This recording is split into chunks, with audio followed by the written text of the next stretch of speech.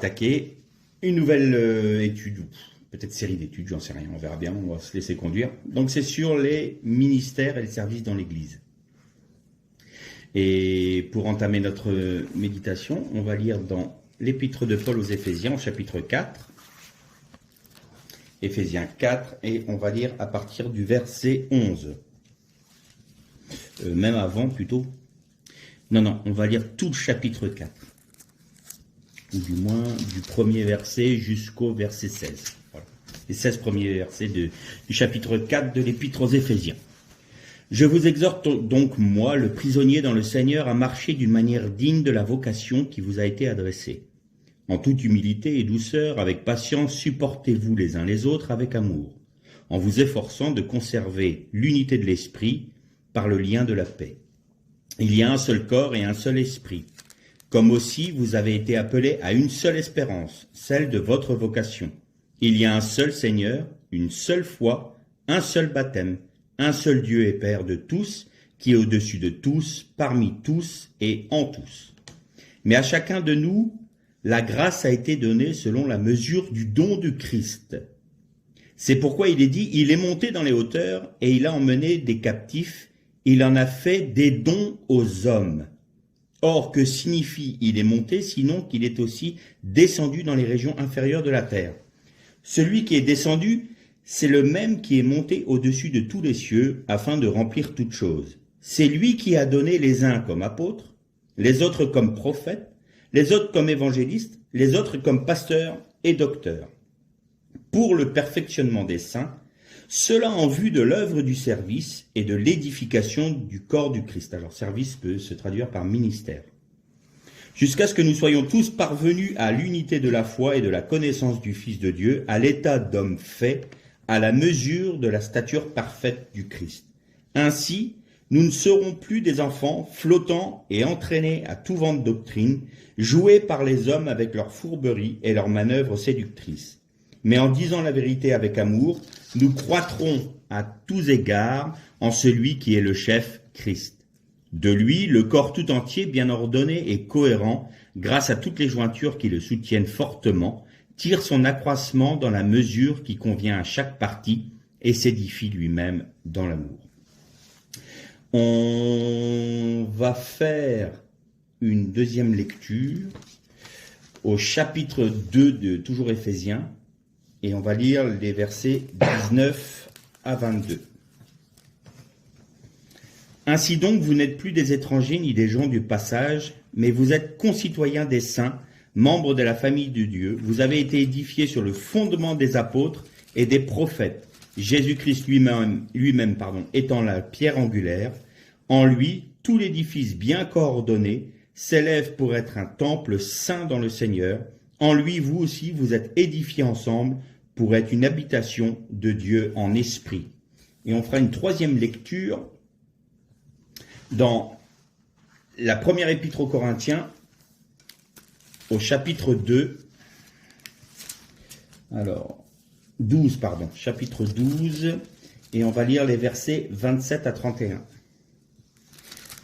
Vous êtes le corps de Christ et vous êtes ses membres, chacun pour sa part, et Dieu a établi dans l'Église premièrement les apôtres, deuxièmement des prophètes, troisièmement des docteurs, ensuite il y a le don des miracles, puis le don de guérison, de secourir, de gouverner, de parler diverses sortes de langues. Tous sont-ils apôtres? Tous sont-ils prophètes? Tous sont-ils docteurs? Tous font-ils des miracles? Tous ont-ils des dons de guérison? Tous parlent-ils en langue? Tous interprètent-ils? Aspirez aux dons les meilleurs, et je vais encore vous en montrer une voie par excellence. Et là, il nous parle de l'amour. On arrêtera là pour l'instant nos lectures. Aujourd'hui, l'Église du Christ souffre d'une maladie, j'ai envie de dire, maladie spirituelle, j'entends. C'est que on a oublié ce qu'étaient les ministères, on a oublié ce qu'était le service dans l'Église, et on en a même oublié quel était le but ultime de l'Église. Aujourd'hui, dans le monde évangélique ou dans divers mouvements chrétiens, l'objectif c'est de convertir des gens au Christ ou au christianisme ses fonctions. Maintenant, c'est un peu plus du christianisme qu'au Christ, mais enfin, c'est ramener du monde dans l'Église. Et on en oublie que le but ultime de l'Église, le ministère de l'Église, comme nous parle Éphésiens 4, c'est d'être édifié pour être à la stature du Christ, à l'état d'homme fait. Et donc, pour ce faire, Dieu a établi des serviteurs pour pouvoir faire en sorte que ce ministère de l'Église, qui est de devenir un temple vivant du Saint-Esprit, le corps du Christ dans sa parfaite stature, soit possible. Et on va constater deux sortes de ministères, deux sortes de services. Vous avez les ministères selon Éphésiens 4. Il est très intéressant de noter que Paul met la liste des ministères, des 5 ministères, dans un contexte très intéressant. Quel est ce contexte? Il rappelle que Jésus est mort, a donné sa vie sur la croix, et qu'il est descendu dans le séjour des morts pour arracher les captifs de la mort, c'est-à-dire nous qui sommes dans nos péchés. Nous sommes morts aux yeux de Dieu. Donc, il a arraché les captifs à cause du péché qui étaient emprisonnés dans la mort pour les faire venir avec lui dans les cieux. Donc, tous ceux qui acceptent le Christ comme le Messie, comme le Sauveur et comme leur Seigneur, sont arrachés du séjour des morts. Et donc, nous dit Paul, c'est pourquoi il est dit, il est monté dans les hauteurs, il a amené des captifs et il a fait des dons aux hommes. Vous avez remarqué? Il a fait des dons aux hommes. Un peu plus loin, celui qui est descendu, c'est le même qui est monté au-dessus de tous les cieux afin de remplir toutes choses. C'est lui qui a donné les uns comme apôtres, les autres comme prophètes, les autres comme évangélistes, les hommes comme docteurs et pasteurs. Et vous notez que là, ces 5 ministères-là sont des dons que Christ offre à l'Église universelle, à son Église, pas à ses églises, à son Église, pour l'édification et pour le ministère de cette Église, donc du ministère de l'Église universelle. Bien évidemment, le ministère de l'Église universelle se fait par les églises locales, et les églises locales, la vie de l'église locale se fait par la vie spirituelle des membres qui la composent. C'est notre frère Donald G. qui avait dit « Le réveil de Pentecôte réussira ou ne réussira pas dans la mesure où il aura reconnu les ministères. » On constate aujourd'hui que le réveil de Pentecôte a dévié, s'est amenuisé, parce que nous n'avons pas reconnu les ministères. Et qu'est-ce qu'on a fait? Eh bien, on a reproduit ce qui s'est passé au cours des siècles. Quand vous lisez le livre des Actes, qui d'ailleurs n'a pas de nom, c'est nous qui avons donné Actes des Apôtres, mais il n'a pas de nom dans les textes originaux. On aurait pu aussi bien traduire et peut-être mieux traduire par les actes de Jésus-Christ par ses apôtres. Ça aurait été plus juste. Bon, bref, ça c'est pour la petite anecdote. Mais on constate que dans les églises, il y avait ce qu'on appelle les services épiscopaux. Épiscopal, ça vient du grec épiscopos, qui veut dire qui est le gardien, qui est le gouverneur, qui maintient la doctrine dans l'église locale. Et vous aviez des prophètes, des apôtres, des docteurs, des évangélistes qui allaient de lieu en lieu pour édifier l'ensemble des églises qui se fondaient à l'époque. Et tout ça, ça s'est perdu. Pourquoi? Parce que, avec certaines doctrines, une fois que les 12 premiers apôtres sont décédés, et là on va voir qu'il ne faut pas faire l'amalgame entre les apôtres de Jésus-Christ et les apôtres de l'Église, il y a deux choses différentes là, on a, ou du moins l'Église catholique romaine a conclu que les apôtres ou les évêques étaient les successeurs des 12 apôtres de l'agneau. Et donc, on a établi une chose. Donc, il y a un évêque qui est par-dessus tous les évêques, qui est le descendant, le successeur de Pierre, et les autres évêques sont là pour faire leur apostolat, devenir évêques des églises. Or, ce n'était pas du tout comme cela que ça se produisait. Il y a une chose importante qui s'est produite dans l'histoire de l'Église, c'est que le baptême dans le Saint-Esprit a été perdu pendant un moment. Il n'a été retrouvé qu'avec le réveil de Pentecôte. Et il y a eu, d'ici et là, des petits foyers dans l'histoire de l'Église où l'Esprit était déversé sur des personnes. Il y a eu des mouvements charismatiques dans l'histoire de l'Église, c'est vrai, mais le mouvement vraiment important qu'a connu le christianisme, c'est bien au niveau du réveil de Pentecôte.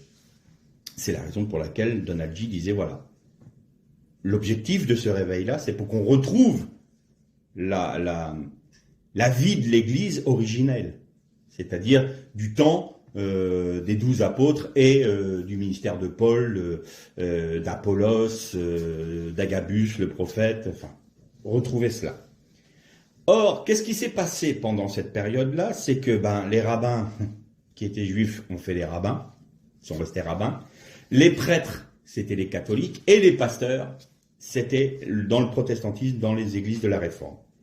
Et on a un peu mis ces ministères-là, prêtres et pasteurs, on va parler pour nous, pour le judaïsme c'est un peu différent, on a mis un peu un fourre-tout. Donc, à tel point que dans les écoles des ADD, donc des Assemblées de Dieu, quand vous voulez rentrer dans le ministère, comme on dit, vous avez 2 cases. Que pensez-vous être? Pasteur ou évangéliste?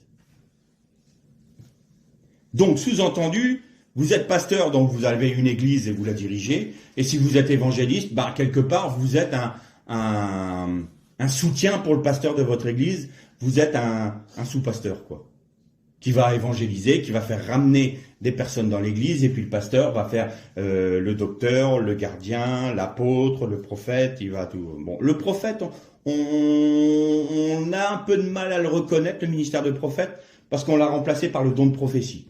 Donc ça, c'est suffisant.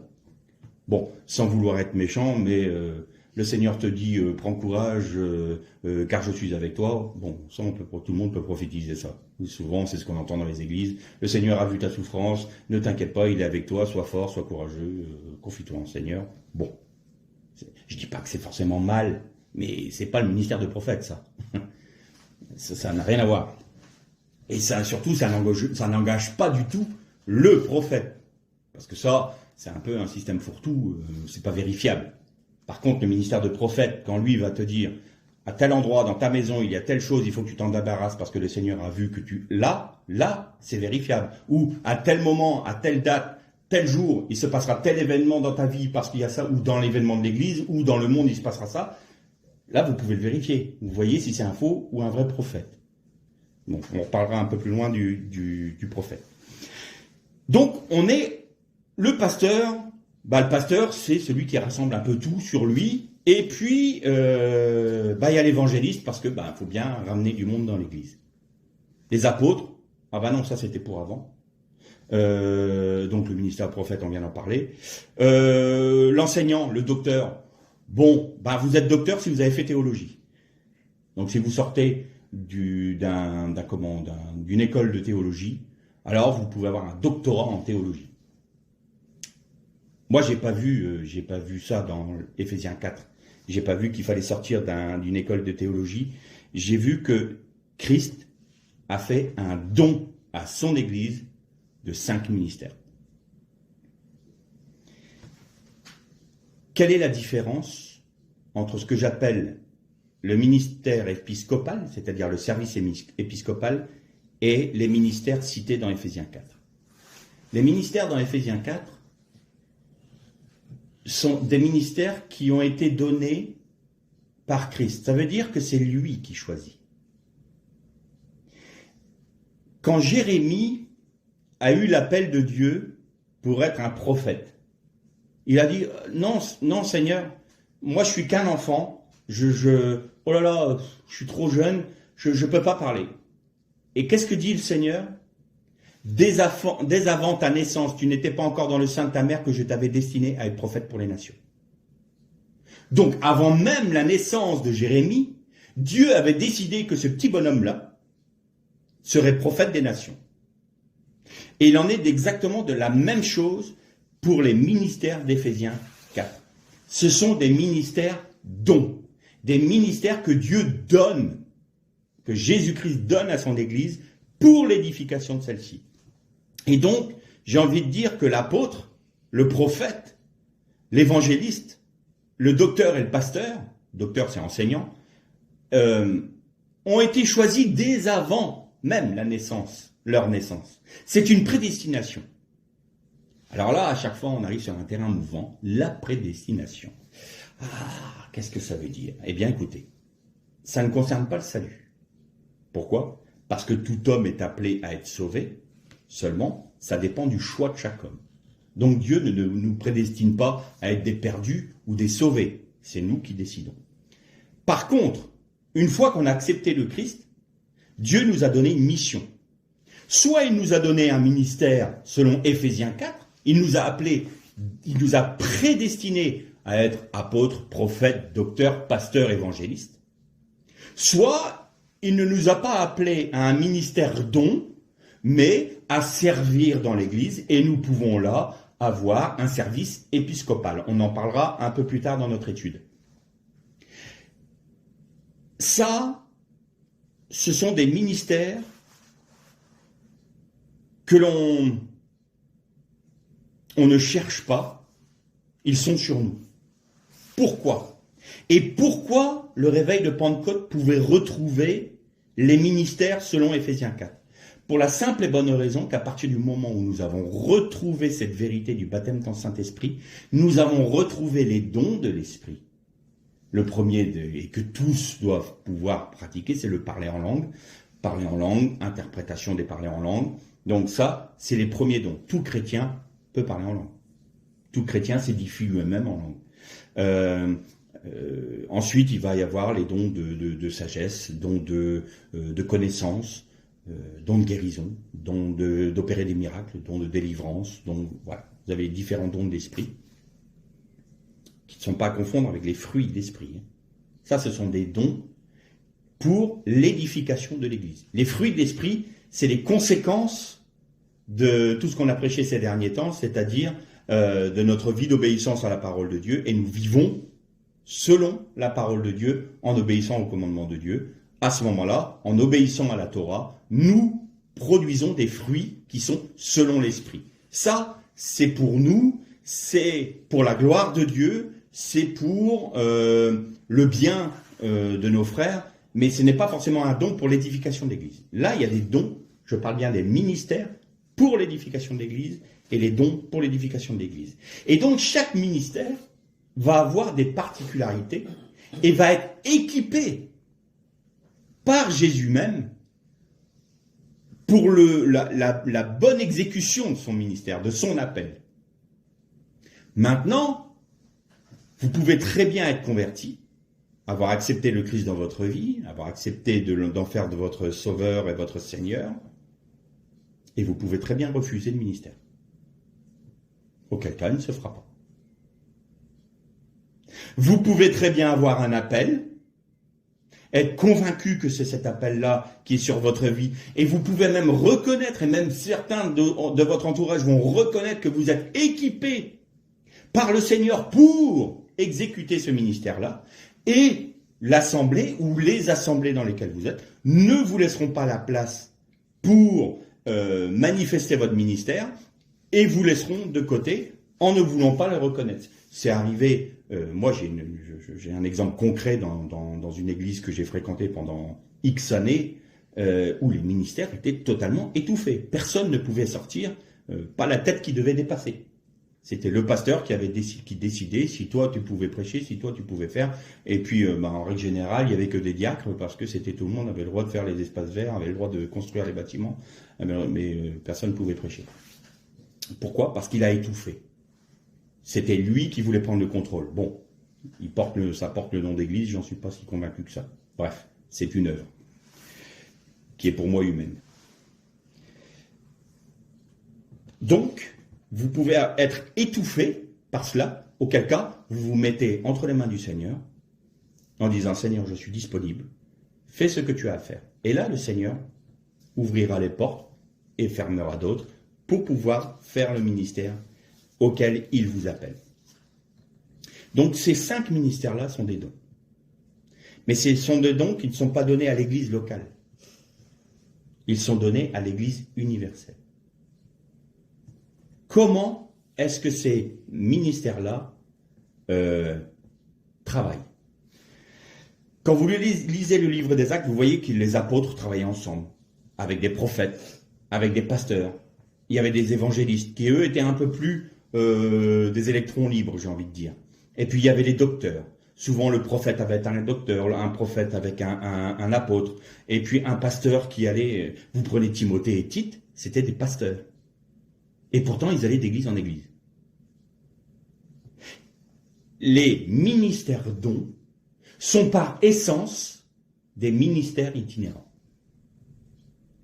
Parce qu'ils sont appelés, non pas dans une église locale, mais dans l'église universelle. C'est un don qui a été donné à l'église universelle.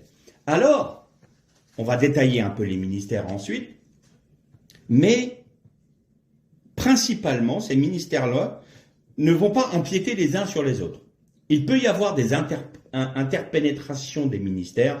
Un pasteur peut très bien donner un enseignement, un docteur peut très bien apporter une parole de consolation, une parole d'exhortation. Un apôtre, en règle générale, un apôtre, il peut avoir plusieurs cordes à son arc, j'ai envie de dire. Il peut être dans l'évangélisation, il peut être dans le pastorat, il peut être dans l'enseignement. Mais il va avoir une spécificité, c'est-à-dire qu'il va poser les fondements de l'Église, il va structurer l'Église locale, et ensuite il va laisser cette Église-là aux mains de ceux qu'il a reconnus et établis comme anciens et diacres de l'Église, et on en reparlera un peu plus tard. L'enseignant, lui, va aller d'église en église pour apporter les enseignements de la Torah. Le pasteur, il est charnière entre les ministères dons, c'est-à-dire les ministères itinérants, et le service épiscopal. Donc, on peut trouver les deux, soit itinérant, soit il va être le ministère de pasteur, mais en étant sédentaire dans une église locale. Ça peut se trouver. Vous prenez il était apôtre et pasteur, Jacques, le frère de Jésus, il était l'évêque de l'église de Jérusalem. On ne voit pas Jacques aller d'église en église. Par contre, c'est Jacques qui tranchait les affaires de l'église de Jérusalem.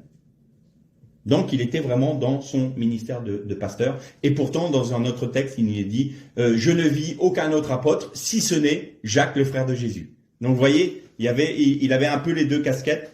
Bon, c'était un peu particulier. Mais dans son ministère de pastoral, on voit bien qu'il était fixé sur Jérusalem. Et on ne voit pas Jacques aller dans les autres assemblées.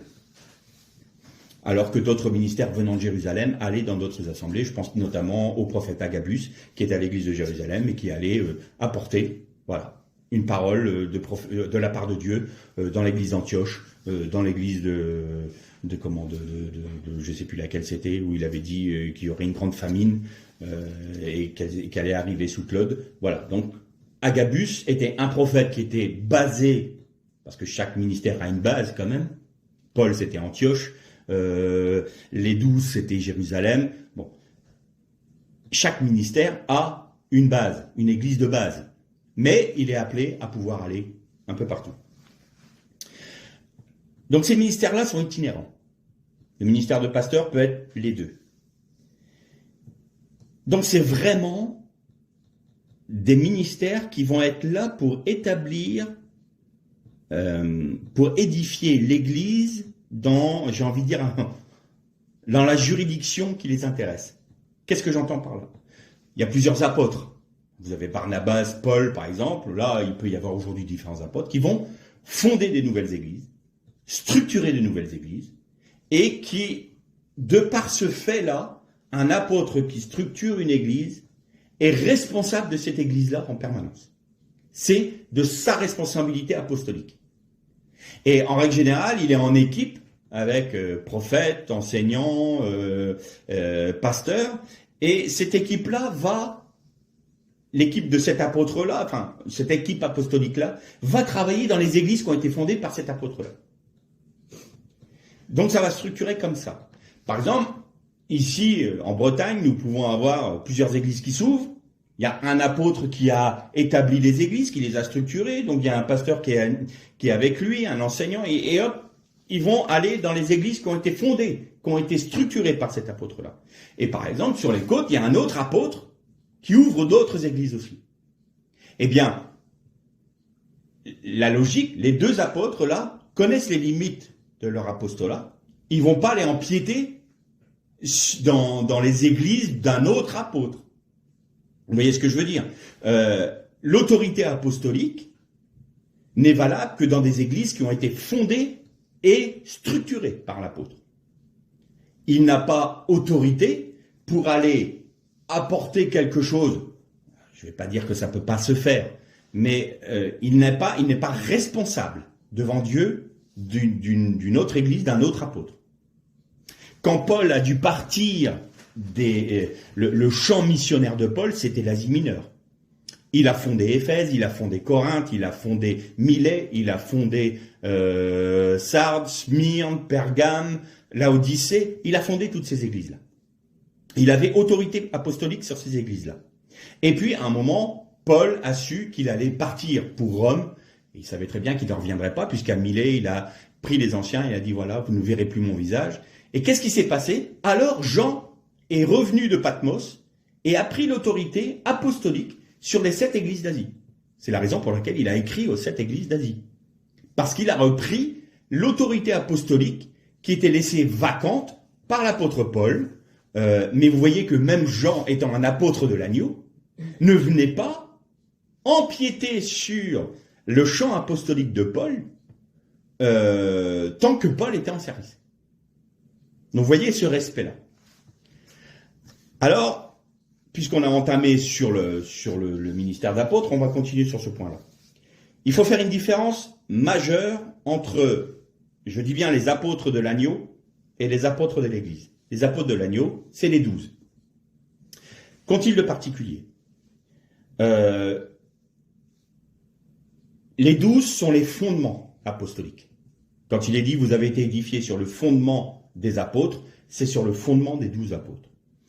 Les apôtres ont été choisis par le Seigneur, de la même manière que les apôtres de l'Église, sauf qu'eux ont été témoins du baptême de Jésus jusqu'à sa résurrection.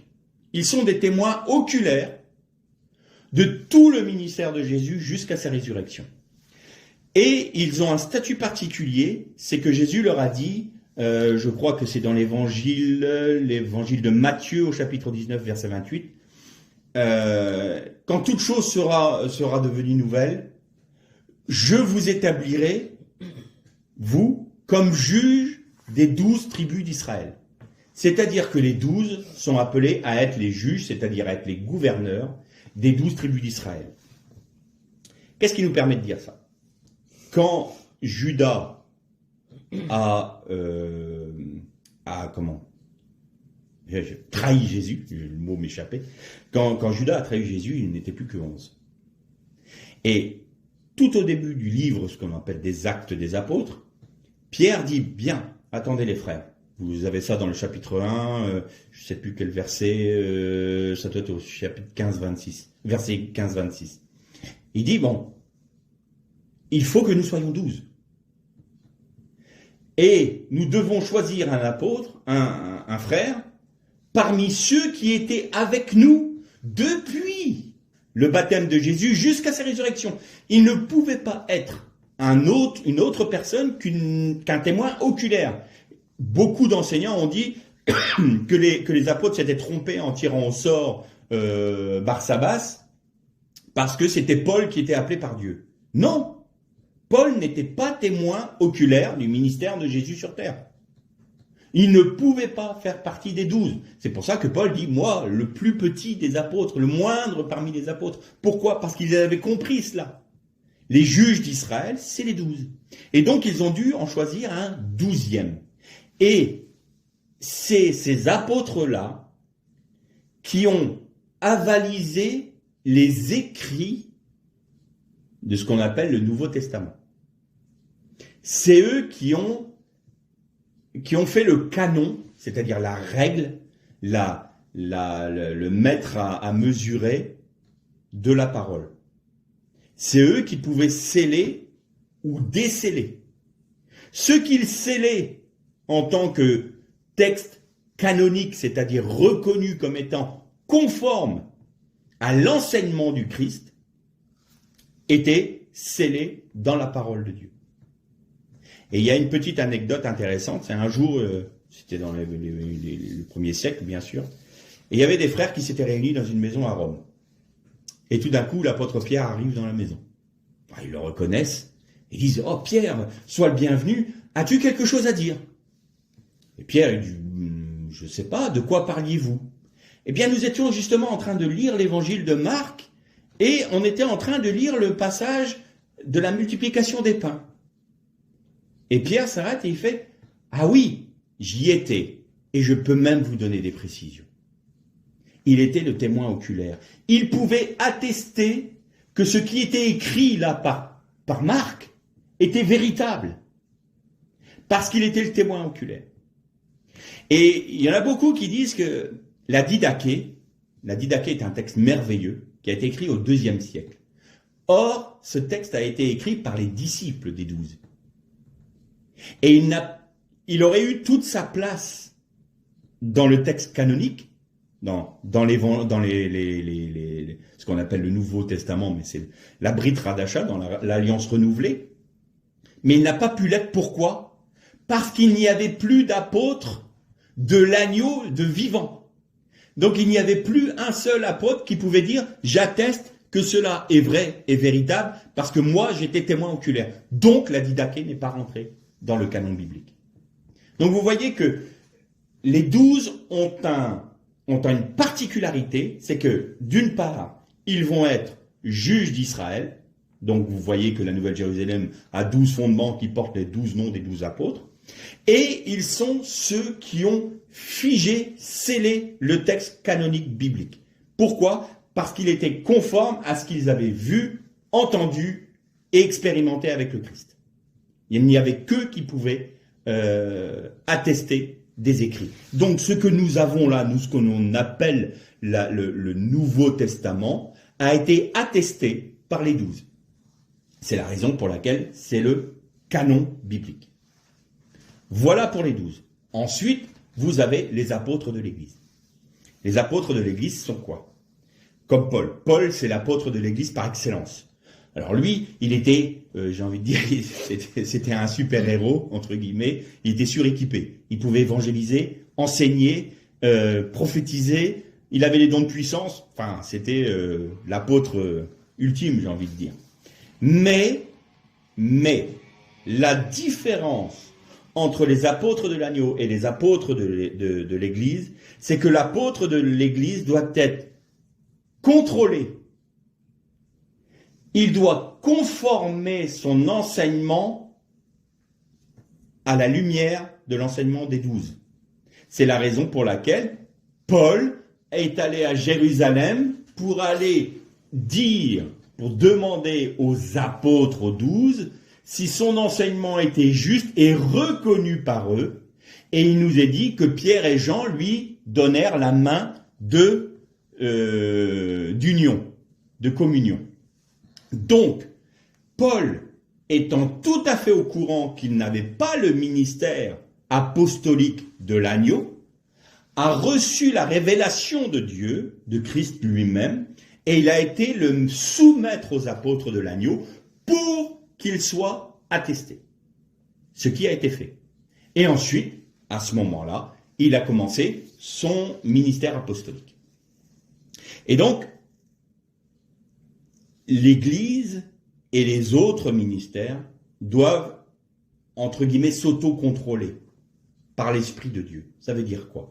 Ça veut dire que nous devons toujours confirmer par la parole et par l'enseignement des 12 que l'enseignement qui a été donné par tel apôtre, tel autre apôtre, tel autre apôtre, soit conforme à ce que les 12 ont scellé. Donc, l'extrêmement grave erreur que fait l'Église catholique romaine, c'est qu'aujourd'hui, ils ont dit, on est la succession des 12, les évêques. Et l'évêque des évêques peut rajouter à la Bible. Il peut lui-même recéler avec les encycliques papales et compagnie, et il rajoute à la parole, alors que ce n'est pas de son autorité. Et il se soustrait ainsi à ce contrôle qu'il devrait y avoir à son endroit pour voir si son enseignement est conforme à la Bible. S'il y avait eu ce contrôle-là, et s'il n'y avait pas eu cette dérive-là, la mariologie n'existerait pas. Le culte des saints n'existerait pas. Pourquoi? Parce que ce n'est pas canonique. Ce n'est pas dans la parole. Ce n'est pas écrit. Les 12 n'ont jamais attesté cela. Donc cet enseignement-là n'est pas conforme à l'enseignement des apôtres. Donc est à rejeter. Un apôtre qui va fonder une église, alors, il peut y avoir différentes choses. Le ministère d'apôtre peut très bien avoir plusieurs particularités. L'apôtre Paul avait vraiment plusieurs cordes à son arc, mais ça c'était le temps qui voulait ça aussi, et il existe encore aujourd'hui des apôtres qui sont comme ça. Il va avoir un côté d'évangélisation. Il va pouvoir un peu faire comme l'évangéliste, ou comme l'enseignant, ou comme le prophète. Mais il était quand même avec des docteurs de la loi, des auteurs, des enseignants, des prophètes. Il était avec d'autres apôtres, et puis il travaillait comme ça. Et vous allez avoir un apôtre, par exemple, qui va avoir plus de facilité dans l'enseignement seulement. Ils peuvent pallier. Vous allez lui demander d'aller faire un message d'évangélisation, l'apôtre peut le faire. D'apporter une parole d'exhortation ou de discerner dans l'église si quelque chose... Il peut le faire, parce qu'il a l'autorité apostolique. Par contre, la principale mission qu'il a, c'est d'enseigner l'Église dans la voie des 12 apôtres. Il va poser les fondements dans l'Église, c'est-à-dire l'enseignement des 12. Et souvent, c'est l'enseignement des 12 comme il le faisait à l'époque, c'est-à-dire il n'avait pas encore le Nouveau Testament. Il s'appuyait sur la Torah, sur le Tanakh, sur ce qu'on appelle, nous, l'Ancien Testament, pour confirmer en Jésus-Christ cette réalité qui était déjà annoncée dans le Tanakh. Et donc, mais son point de contrôle, lui, il avait la chance, il avait les 12. Donc, ils lui ont dit que c'était valide. Donc, voilà. Mais nous, aujourd'hui, on a cet enseignement-là des 12 qui est avec nous, ce qu'on appelle le Nouveau Testament. Et donc, nous pouvons toujours apporter un enseignement, tout en contrôlant que c'est bien conforme à ce qui est écrit et validé par les 12 apôtres de l'agneau. Et ça, tous doivent le voir, doivent le reconnaître. Un prophète qui va prophétiser autre chose qui est selon l'enseignement des 12 apôtres est un faux prophète. Un enseignant qui va enseigner autre chose que ce qui est validé par les 12 est un faux docteur. Un pasteur qui va prendre une autorité qui n'est pas conforme à ce que dit les 12 dans ce qu'ils ont validé, c'est un loup ravisseur. Un apôtre qui va fonder autre chose que le fondement des 12 apôtres de l'agneau est un serviteur à rejeter. C'est aussi clair que ça. Si vous avez un apôtre qui vient vous voir en vous disant « Oui, mais maintenant vous avez le droit de divorcer, de vous remarier, de redivorcer, de vous marier, vous pouvez avorter, c'est pas Seigneur vous aime », ça vous pouvez le mettre dehors de l'église. C'est pas un apôtre ça. C'est un bandit. Un pasteur qui va vouloir contrôler les âmes, se les accaparer, ça c'est un loup, il faut le mettre dehors. Il faut prendre autorité. Dire non, toi, je ne te reconnais pas comme pasteur. Sors. Ou alors tu te repens. Ça, c'est l'autorité des ministères, mais aussi, vous allez voir, du service épiscopal. On en parlera un peu plus tard. Donc l'apôtre, lui, va poser les fondements. Paul disait, j'ai semé, Apollos a arrosé. C'est-à-dire que Apollos, qui était un docteur de la loi, lui, il est venu après Paul pour poursuivre l'enseignement de manière à les édifier. Et Paul dit, et c'est Dieu qui fait croître. Voilà. Il y a une union entre l'apostolat, l'enseignement, il y a les prophètes qui venaient pour apporter des messages et pour apporter des paroles de révélation. Et il y avait les pasteurs qui venaient pour garder le troupeau, j'ai envie de dire, pour encourager, pour relever, pour exhorter, pour reprendre aussi. Ça fait partie du ministère du pasteur.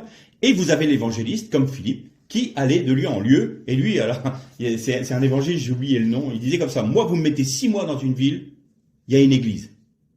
Vous me laissez 6 mois de plus, il n'y en a plus. Pourquoi?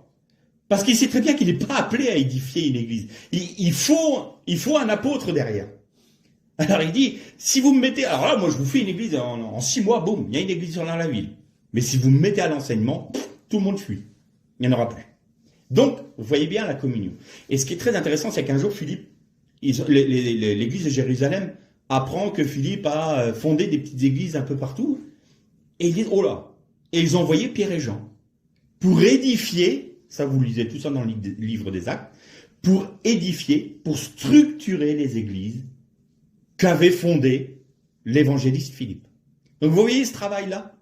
Donc c'est toute une équipe, les ministères dons sont une équipe apostolique qui vont évangéliser, structurer, fonder, édifier, révéler la pensée de Dieu pour elle par les prophètes et garder dans l'unité de la foi, c'est le travail pastoral. Ça, c'est un travail d'équipe, c'est une équipe apostolique.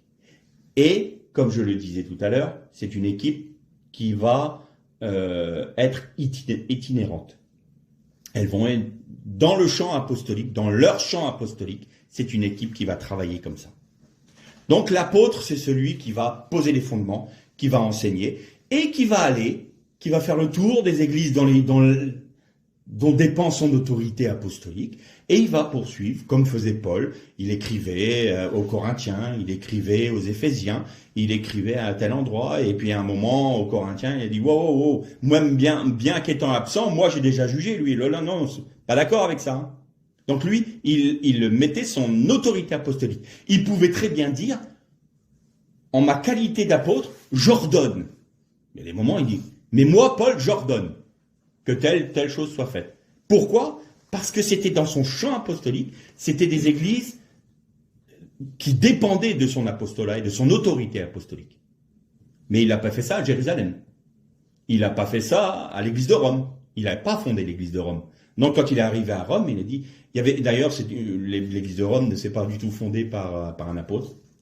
Elle s'est fondée un peu comme ça, c'est des chrétiens qui sont venus, ils se sont rassemblés, il y avait des juifs qui ont cru, des païens qui ont cru, ils ont fondé une église. Mais il est arrivé, mais il n'a pas dit, j'arrive en conquérant, moi je suis apôtre, je vais prendre autorité sur vous. Il leur a fait une lettre, voilà, je me propose de venir, et puis il explique un peu sa démarche et tout ça. Il n'a pas pris autorité sur Rome, parce qu'il n'avait pas, ce n'était pas lui qui avait posé les fondements de cette église. Donc même s'il n'y avait pas d'apôtre, il ne se mettait pas apôtre. Voilà, les ministères dons sont tout à fait au fait sur les limites de leur ministère. Ils vont pas aller empiéter pour se faire valoir, pour essayer de tirer profit ou voilà, non, certainement pas. D'ailleurs, je donne une précision.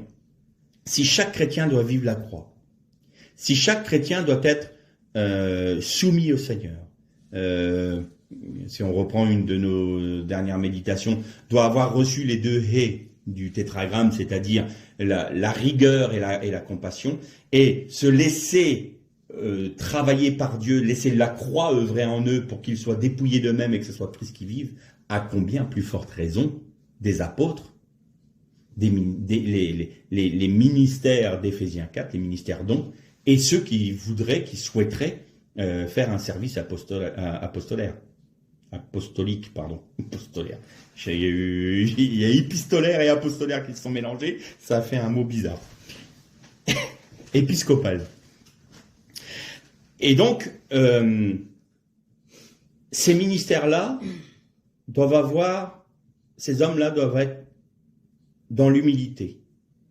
Ils doivent accepter la répréhension. Pierre a accepté d'être repris par Paul. Quand il n'a pas agi d'une manière juste, Paul lui a dit non, tu agis d'une manière hypocrite. Je suis pas d'accord. Pierre a eu l'humilité. Pourtant, Pierre, c'était pas un demi. On voit bien que le Seigneur avait œuvré dans sa vie. Parce que Pierre, c'est un fougueux. C'était un fougueux. C'est celui qui a pris l'épée, qui avait emporté l'oreille du serviteur, du souverain sacrificateur. Voilà. Il faut sortir de la barque. Moi, je sors de la barque. Hein, si tu me dis, on y va. C'est un fonceur. Et là, Paul le reprend. Bon, vous avez deux forts caractères, parce que Paul, c'était pas un demi non plus. Mais voilà, ça aurait pu être l'inverse. Paul aurait très bien pu faire quelque chose qui n'était pas correct, et Pierre lui aurait dit non, Paul, je suis pas d'accord avec toi. Donc l'humilité pour accepter d'être soumis aux autres, soumis les uns aux autres, de manière à pouvoir, être corrigé, repris, parce qu'on est faillible, par essence. Donc, c'est la raison pour laquelle il y a une équipe.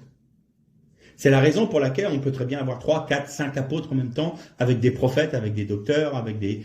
Pourquoi ? Parce qu'ils travaillent ensemble collégialement et ils se reprennent les uns les autres pour faire en sorte que la pensée de Dieu soit la plus pure possible. Donc il faut de l'humilité.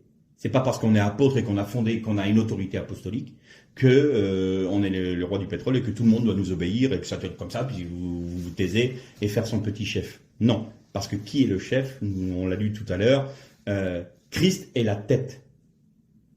Et quand il est dit le chef, donc c'est un ancien mot français, on dit un couvre-chef, c'est un chapeau, on couvre notre tête. Parce que là, notre tendance, c'est de dire Christ est le chef de l'Église, c'est-à-dire c'est l'adjudant-chef de l'Église, et là, ce que les hommes aiment particulièrement, et l'homme est le chef de la femme. Ah, ça c'est bon, c'est succulent. Mais non, mais c'est pas comme ça que ça marche. Parce que si c'est la tête, c'est lui qui donne l'influx nerveux au reste du corps pour agir. C'est plutôt dans ce sens-là. C'est-à-dire que c'est le cerveau qui va commander au corps la manière dont il doit se mouvoir pour faire l'œuvre qu'il accomplit. C'est pas à coup de fouet. Moi, je suis désolé, votre tête, elle ne donne pas des grands coups de fouet à votre bras parce qu'il n'a pas fait ce qu'il lui a demandé. Au contraire, si une main tape sur l'autre main, ça m'est arrivé souvent, hein, je suis dans le bâtiment, vous n'êtes pas en train de dire, tiens, toi, c'est là, puisque tu as fait ça, je te coupe. Non, cette main qui va prendre soin du doigt, va prendre soin de l'autre membre. Vous voyez, c'est pas du tout adjudant-chef. Il apporte l'influx nerveux. On pourrait prendre cette image-là. Il commande l'influx nerveux pour que le corps agisse selon son cœur et selon sa pensée. Le prophète, lui, c'est un peu particulier. Le prophète est celui qui est, j'ai envie de dire, il est en permanence avec Dieu. Il voit Dieu, il connaît sa pensée. Il ne faut pas faire l'amalgame entre le don de prophétie, qui est ponctuel. Donc, ponctuellement, un membre de l'Église peut avoir une pensée prophétique qu'il va apporter. Et ça fait partie du don spirituel, du don de prophétie. Mais c'est ponctuel. Le prophète, c'est l'inverse. Il est en permanence dans la communion de Dieu. Et souvent, j'en connais un, moi, il a du mal à exprimer ce qu'il voit, ce qu'il sent. Il dit, je le vois. Souvent, on parle et il me dit, je vois. Et je dis, moi, je ne vois pas. Il me dit, là, dernièrement, ce qui m'a énormément plu, c'est qu'il me dit, j'ai tout lâché parce qu'on est en train de travailler sur un sujet particulier de la Bible. Et il me dit, j'ai tout laissé ça de côté. J'ai vu le premier-né sortir des eaux du Jourdain. Je le vois. Je lui dis, d'accord. Et je sais pas, je peux pas dire plus. Il voit. Il est celui qui entend le cœur du battement du Père. Il est celui qui voit comme Dieu. Il est celui qui a une connaissance, une vision particulière qui est donnée par Dieu. Et la tendance que pourrait avoir un prophète, c'est qu'il est dans l'absolu, lui. C'est-à-dire que tout ce qui ne cadre pas exactement avec la pensée, la vision qu'il a, il aura tendance un peu à dire « Oui, mais ça, c'est des fioritures. Moi, voilà, j'ai une pensée, c'est ça. On sort pas de ça. » Sauf que pour transmettre la pensée prophétique au peuple, à l'Église, il faut qu'on s'appuie sur la Torah, sur la parole de Dieu, mais qu'on la dise avec des paroles intelligibles. Parce que si moi, un jour, j'arrive, je vous dis « Ah, j'ai vu le Fils de Dieu, j'ai vu le premier-né sortir du Jourdain. » J'ai terminé ma prédication, au revoir. Vous allez me regarder avec des yeux de soucoupe, vous me dire, il a voulu dire, qu'est-ce qu'il a voulu dire? Vous n'allez pas comprendre. Donc il faut qu'il y ait, ça peut être le prophète lui-même, qui va apporter quelque chose en termes de message, auquel cas il va préparer son message aussi devant le Seigneur et l'apporter, sauf qu'à la différence d'un ministère d'enseignement ou d'apôtre, ça va être une prédication, ce que j'appelle les prédications prophétiques. C'est-à-dire qu'il va avoir la vision, il va transmettre cette vision, et c'est pas rare, et c'est même pratiquement tout le temps, pendant qu'il prêche, tout d'un coup, il y a une pensée et il la transmet sur l'instant même. Et c'est ce dont a besoin l'Église. C'est ce dont a besoin telle personne. Il va suivre l'esprit. Ça, c'est typiquement prophétique. L'apôtre peut avoir cette partie-là. C'est-à-dire qu'il va apporter un enseignement, et tout d'un coup, dans son enseignement, il va y avoir une parole prophétique qui va sortir. Ça aussi, ça peut arriver. C'est là l'interpénétration des ministères. Autant un prophète peut apporter une forme d'enseignement aussi. Vous voyez ce que je veux dire? Ensuite, le prophète, comme Agabus, dont on parlait tout à l'heure, peut très bien, le Seigneur lui dit, voilà, tu vas dire à telle église, il y aura une famine sur le pays à tel moment. Agabus s'en va, il arrive à Antioche, il y aura une famine. Ah bon, qu'est-ce qu'on doit faire? Ah, moi, ça, c'est pas mes oignons. Je sais pas du tout ce que je rentre pas là-dedans. Le Seigneur m'a dit, il y aura une famine. Va leur dire. Moi, je vous ai dit ce que le Seigneur m'a dit de vous dire. Point. Je vais pas au-delà. Et je remarque que notre frère, Frédéric, qui a ce ministère-là, quand je lui dis, mais tu peux aller, non, je peux pas aller plus loin. Je vois bien que là, c'est pas la peine. Je dis, ah, ok, d'accord. Après, je peux m'en saisir, moi, je dire, Seigneur, qu'est-ce que tu veux dire par là? Qu'est-ce que tu as voulu dire par là? Et c'est pas rare que le Seigneur m'apporte des compléments, et on échange, et il me dit, ah oui, tu mets les mots sur ce que je vois, ce que je pense, voilà. C'est des choses comme ça qui se passent. Et donc, Agabus arrive, il dit, voilà, moi, j'ai pas autorité sur votre assemblée.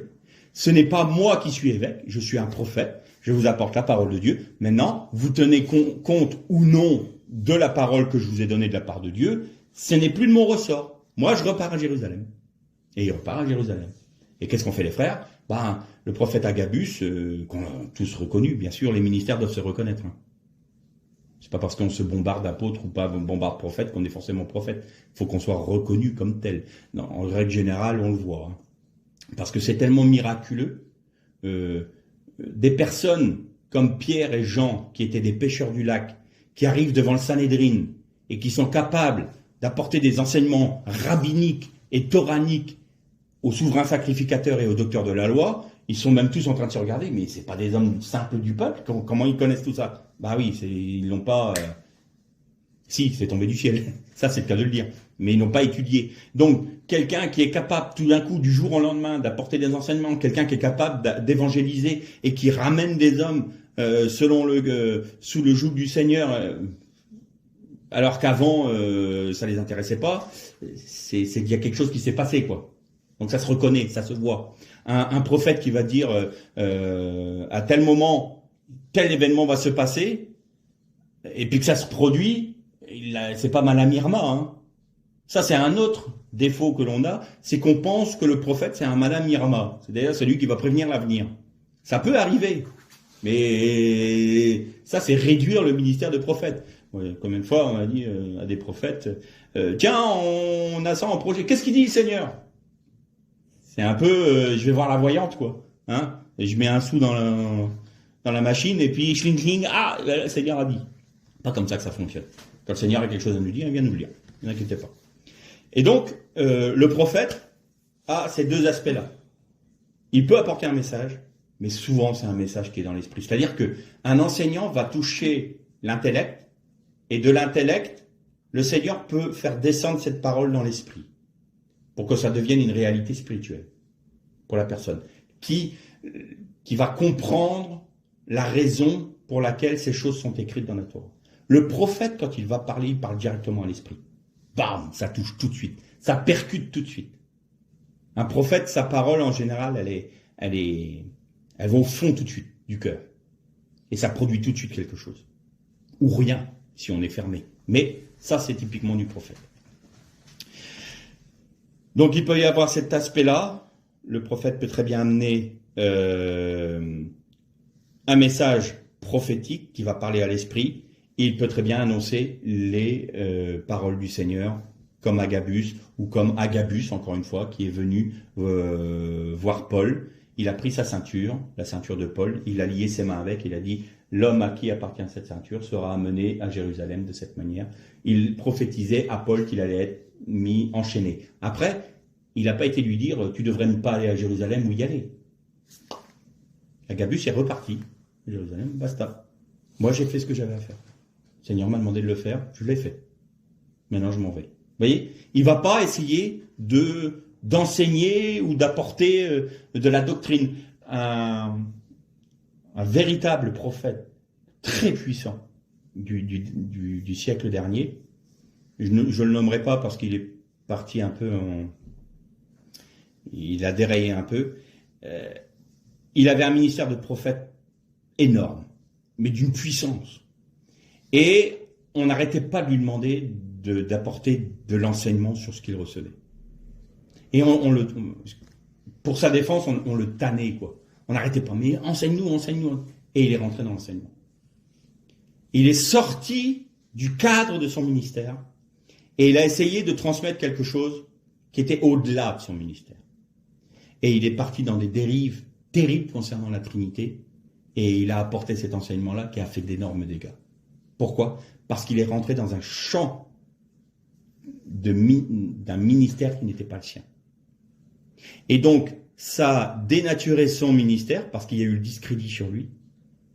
Et en même temps, ça a apporté du trouble dans les assemblées à tel point que encore aujourd'hui, il y a des bagarres concernant ces points précis de doctrine. Donc, vous voyez le danger qu'il y a à sortir du champ du ministère dans lequel nous sommes appelés.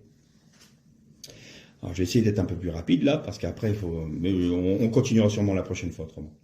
Donc là, apôtre et prophète. Évidemment, je donne pas une caricature, mais je fais des résumés de chaque ministère, parce qu'on peut encore aller plus profondément, mais vous avez compris, l'apôtre va fonder les églises, le prophète va apporter des paroles, et souvent liées à un docteur, à un enseignant, et à un apôtre qui enseigne. Pourquoi ? Parce que l'apôtre ou l'enseignant va avoir quelque chose d'un peu plus scolaire, et le prophète va donner un peu plus de souffle de vie dans le côté très scolaire, très didactique de l'enseignant. Et l'enseignant, lui, va un peu atténuer l'absolutisme du prophète. Le prophète qui est c'est comme ça, c'est pas autrement, c'est absolu, non, faut élaguer au maximum, de manière à ce qu'on reste sur le cœur de la pensée. Oui, mais le cœur de la pensée doit être expliqué. Donc, il va y avoir ils vont s'auto-aider, j'ai envie de dire. Et donc, vous voyez des apôtres avec des prophètes et vous voyez des docteurs avec des prophètes. Le docteur, l'enseignant, lui, c'est l'enseignement. C'est pas compliqué. Qu'est-ce que c'est en clair ? À lui, il va prendre un texte de la Torah, un texte de la Bible, et il va vous la rendre claire. C'est-à-dire que l'apôtre fait ça aussi, quand il est plus axé sur l'enseignement, et il va prendre un texte qui est parfois obscur, et il va dire, voilà pourquoi ça c'est écrit. Parce que le texte dit ça, spirituellement ça correspond à ça, je vous donne la clé. Je vous donne les clés de la compréhension de la Torah. Il explique la Torah. C'est un enseignant de la Torah, de la Bible. Donc, quand vous avez affaire à un ministère d'enseignement, eh bien, vous lisez votre Bible, puis il y a des textes que vous dites, je comprends pas du tout. Vous écoutez le ministère, et là, vous dites, mais tout est clair, là, et pourtant, je comprenais rien il y a 2 semaines. Voilà. Pourquoi ? Parce que ça lui est donné. C'est sa part. Il vous explique la Torah. Alors lui, par contre, c'est celui dont je disais ça tout à l'heure. C'est le ministère qui, entre guillemets, donne le plus de boulot. Pourquoi? Parce que l'enseignant, lui, il est obligé d'aller chercher dans les profondeurs du texte. Alors, il y a des moments, il va chercher pour trouver la pensée de la Torah. Qu'est-ce que ça veut dire? Les profondeurs de la Torah. Et c'est chronophage. Il va prendre énormément de temps à rechercher. Vous avez 1 heure de méditation, il y a peut-être 15 jours, 3 semaines de travail avant, pour pouvoir apporter le message qui est apporté. Ça, c'est le ministère de docteur, d'enseignant. Ensuite, vous avez l'évangéliste. Alors ça, c'est très clair, très simple. Souvent, le ministère d'évangéliste, il y a les dons de puissance qui sont, et c'est la raison pour laquelle il lui faut être un homme humble. Tous doivent être des hommes humbles, mais à combien plus forte raison le ministère d'évangéliste? Parce que lui, il a souvent don de guérison, don de miracle, don de puissance, pour pouvoir confirmer la parole de Dieu. Moi, je vous dis qu'en Christ, vous êtes réconciliés, sauvés, guéris. Pour que vous soyez, que je confirme que ma parole est la vérité et que c'est Christ qui vous guérit, lève-toi et marche. Ça, c'est l'évangéliste. Un évangéliste, il a une autre particularité. Vous allez lui donner les ordonnances du lévira, du culte, du temple, selon les Lévitiques. Il est capable de vous ramener ça à la croix pour que Jésus vous sauve. Vous allez prendre n'importe quel texte biblique, les généalogies, Jésus vous aime, Jésus vous sauve. Ils sont terribles avec ça. Toute la Torah, c'est le salut. Ils n'ont qu'un message, le salut. Et ils ont la passion des âmes. Eux, c'est, allez, faut être sauvé. Et il y a ce côté, quand vous écoutez un évangéliste qui est vraiment évangéliste, pas les petits messages d'évangélisation, c'est des témoignages, mais vraiment le ministère d'évangéliste, il y a cet aspect d'urgence. Non, attends pas demain, maintenant, donne ta vie maintenant. Il y a une pression, il sent un tel besoin des âmes d'être sauvées, mais je t'en conjure, sors de la maison, elle brûle. Il faut que tu sois sauvé. C'est comme ça. Ça, c'est l'évangéliste. Il a la passion. Alors, il est souvent fougueux, tout ça. Puis là, il ramasse, lui. Et il rassemble. Il va baptiser. Philippe, l'évangéliste, baptisé. Alors là, il va prêcher à 3000 âmes. 3000 âmes disent, on reconnaît le Seigneur. Il baptise les 3000 âmes. Et puis, ça y va, quoi. Ça, c'est l'évangéliste. Alors, il a besoin d'être tempéré après. Tempéré par l'apôtre qui arrive et qui va dire, on va structurer tout ça parce que là, ça a tendance à partir en live. C'est normal. La joie du salut, la joie de la réconciliation avec Dieu, ça provoque forcément de l'émulsion. Ce qui est normal, c'est pas quelque chose de mauvais.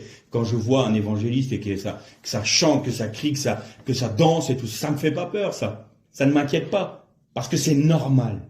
C'est la joie du salut. Quand on est sauvé, on n'est pas là à faire des têtes d'enterrement en disant Seigneur, merci de m'avoir délivré. Non, on est heureux, on est content. Et l'évangéliste, c'est ça. Alors encore bien plus forte raison, salut, on est réconcilié avec le Père, et en plus, si on était malade, on est guéri.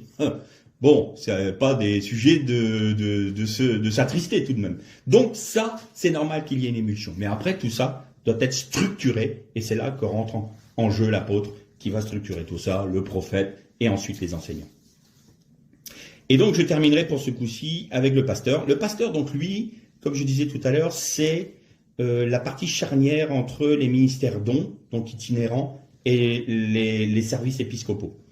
Le pasteur, comme son nom l'indique, c'est un gardien. Donc lui, il va veiller au grain. Souvent, il va avoir le don de discernement des esprits. Discernement, il va le sentir. Puis il va dire, fausse doctrine là, je suis pas d'accord.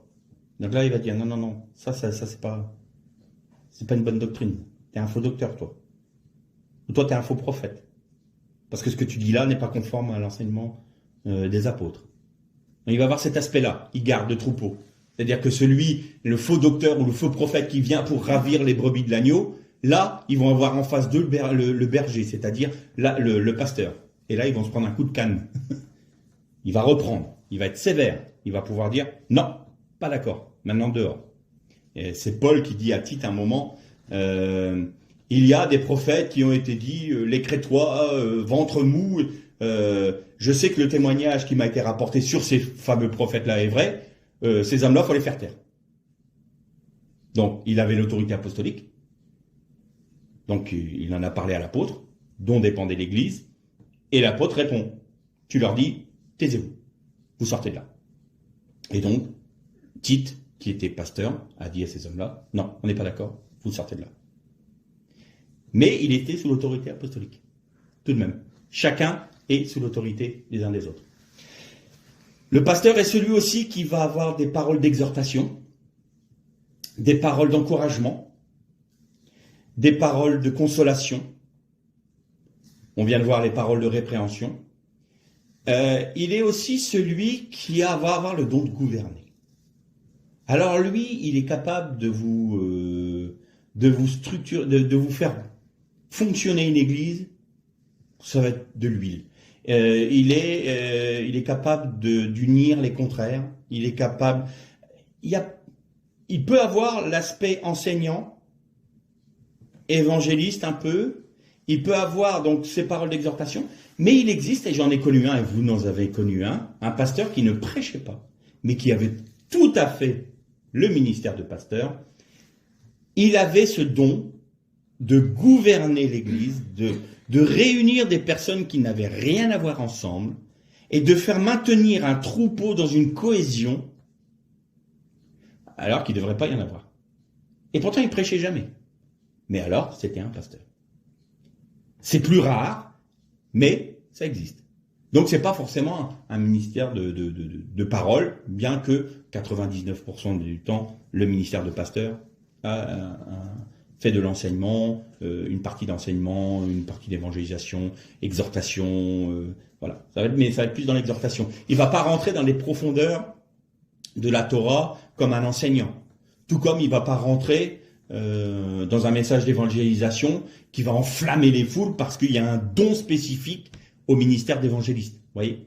Par contre, dans l'exhortation, dans la façon de reprendre les gens, il a une manière de faire sans être brusque, sans être méchant, mais il a une façon de faire où ça va passer. Il gouverne. Voilà. Donc là, aujourd'hui, nous avons vu, en résumé, les 5 ministères dons. Ça, je répète, ce sont des ministères que Christ lui-même,